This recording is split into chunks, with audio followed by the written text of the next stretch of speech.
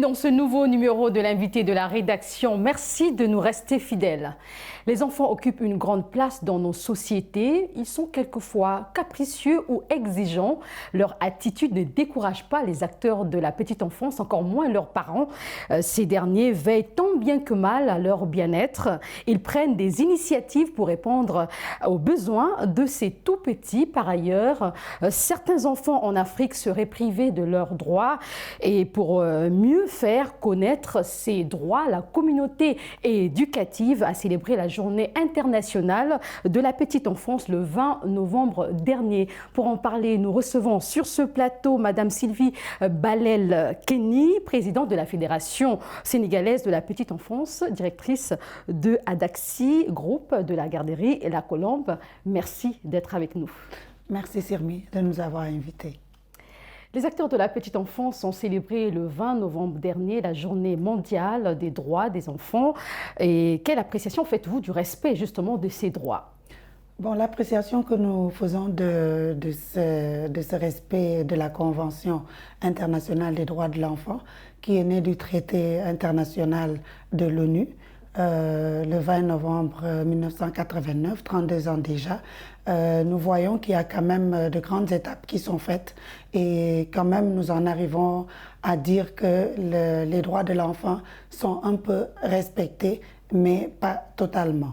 Un peu respecté, qu'est-ce que vous voulez dire justement? Qu'est-ce qu'il reste à faire concrètement? Bon, ce qui reste à faire, c'est la scolarisation des enfants. Tous les enfants n'ont pas ce droit-là à la scolarisation. Nous voyons déjà qu'il y a les enfants de la rue, donc qui ne sont pas tout le temps dans les écoles. Nous voyons aussi qu'ils ne sont pas protégés de la bonne façon, donc ils n'ont pas accès à la santé. Ils n'ont pas non plus accès tous à l'état civil parce que il y a des difficultés à aller déclarer son enfant. Donc cet accès aussi n'est pas facile pour les enfants et surtout le droit à la protection parce qu'aujourd'hui on parle encore des viols, les viols des enfants et jusqu'à présent avec la culture africaine on est porté encore à terre cela. Donc tous ces droits ne sont pas encore respectés. Justement, vous parlez de ces droits. En Afrique, beaucoup d'enfants ne sont pas scolarisés, vous l'avez dit tout à l'heure. Les raisons sont multiples. Certains établissements sont loin des habitations. Il y a également les parents, par manque de ressources financières, ils n'arrivent pas à scolariser leurs enfants. Quelle politique faut-il mettre en place pour soutenir ces familles ? La politique qu'il faut mettre en place pour soutenir ces familles, c'est comme je disais tout à l'heure, l'accès à ce que les demandes des extraits de naissance des enfants soient déjà faciles et aussi permettre aux éducateurs, aux directeurs d'école de pouvoir aider ces enfants à qui on demande des extraits de naissance quand il y a un examen, de pouvoir faire cette demande assez facilement. Aussi, la politique aussi qu'il faut mettre aussi vraiment en avant, c'est l'augmentation du budget de l'éducation pour permettre à ce que l'éducation puisse être gratuite. Oui, et les enfants ont droit de vivre et se développer convenablement, tant physiquement qu'intellectuellement. À cet effet, comment les dirigeants africains peuvent-ils faire de la petite enfance un levier de développement ? Bon, faire de l'éducation doit être quelque chose de prépondérant pour les enfants. Donc, l'État doit surtout ne négliger aucune personne, aucun enfant, surtout les exclus. On parle ici des handicapés, on parle des enfants à besoins spéciaux et des enfants qui sont marginalisés. Donc, pour faire un levier, pour rendre la petite enfance, prendre la petite enfance pour un levier de développement, il faut vraiment que dans leur politique économique, ils puissent intégrer les enfants marginalisés, comme je disais tantôt, les enfants à besoins spéciaux. Parce que tous les enfants ont les mêmes droits, malades ou pas. Donc l'enfant doit pouvoir être utile à l'économie d'une nation. Les enfants ont les droits, ils ont également des devoirs. J'aimerais bien que vous puissiez nous le dire. Quels sont ces devoirs justement ?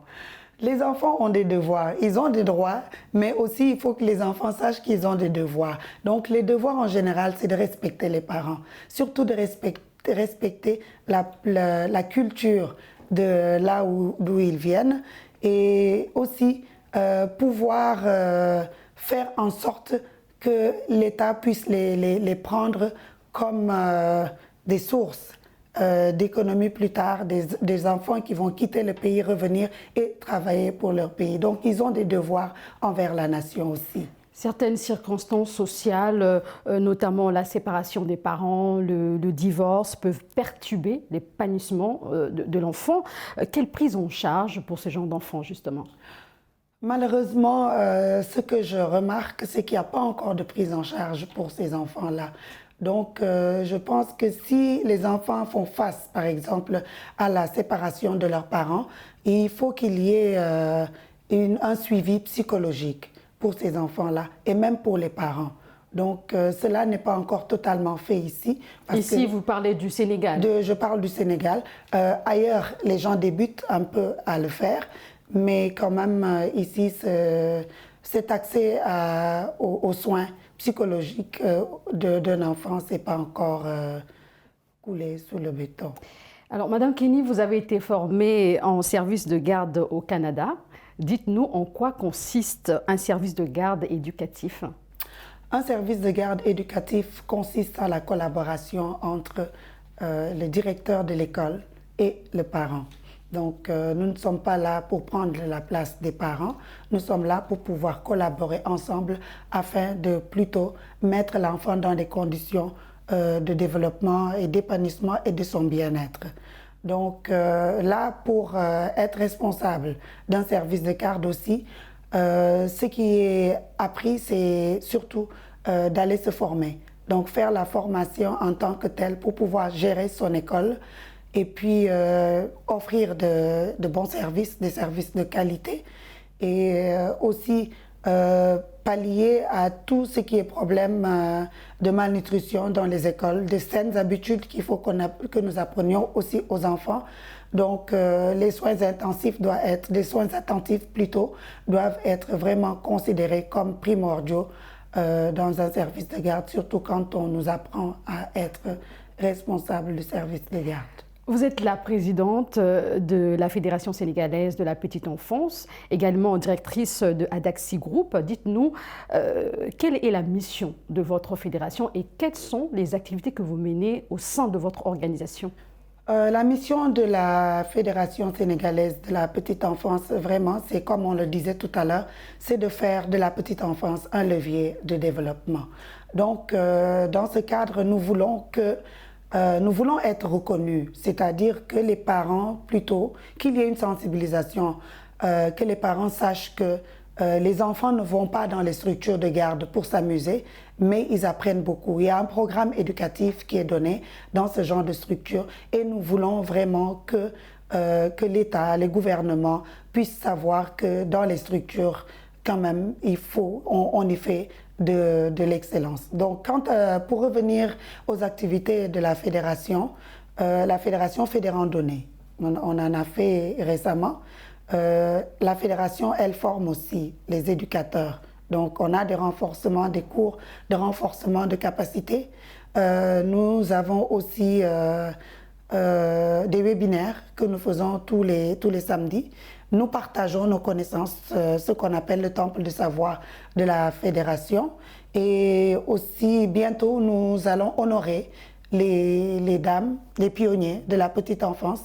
On fera un gala le 11 décembre à l'hôtel Novotel pour honorer les pionniers de la petite enfance. Alors, l'année scolaire 2020-2021, 2021-2022, plusieurs mesures ont été prises pour éviter la propagation du coronavirus dans le pays. Comment avez-vous vécu, comment vivez-vous ces moments de crise sanitaire liés à la pandémie? Bon, je vais d'abord saluer les personnes qui avaient perdu leurs écoles pendant la période de Covid et qui s'en sont relevées très bien ces derniers temps. Parce qu'au moment de la Covid, il y a eu beaucoup d'écoles qui étaient fermées, faute de fonds. Voilà. Donc, pendant la période de la Covid, il fallait augmenter les ressources. Et pour pouvoir avoir le matériel nécessaire pour que les enfants puissent continuer à avoir cette hygiène qu'on leur apprend à l'école. Donc, la Covid, c'est quand même un mauvais souvenir pour nous, mais quand même, nous sommes là maintenant et nous avons aidé vraiment à réintégrer les enfants parce que c'était quand même traumatisant pour eux de quitter l'école en ne comprenant rien à leur âge. Et maintenant de revenir quand même, il y a les barrières qu'on a pu faire. C'était difficile avec les enfants. On ne pouvait plus les câliner. Ils ne pouvaient plus voir à travers le masque nos émotions. Donc, parce qu'un enfant, quand vous lui parlez et qu'il ne sait pas que c'est la bouche qui s'ouvre pour parler, donc il vous regarde des yeux alors que la période de la Covid vraiment a beaucoup traumatisé les enfants. Justement, au Sénégal, il y a moins de cas et nous saluons tous ces acteurs de la petite enfance qui prennent des initiatives pour aider ces enfants en cette période de crise sanitaire. C'est la fin de cette émission. Nous recevons à l'instant Madame Sylvie Balel-Kenny. Vous êtes présidente de la Fédération sénégalaise de la petite enfance, également directrice d'Axi Group et de la garderie La Colombe. Merci d'avoir répondu à nos questions. Merci. Merci à vous d'avoir suivi cette émission. Très bonne suite de programme sur Média et portez-vous bien.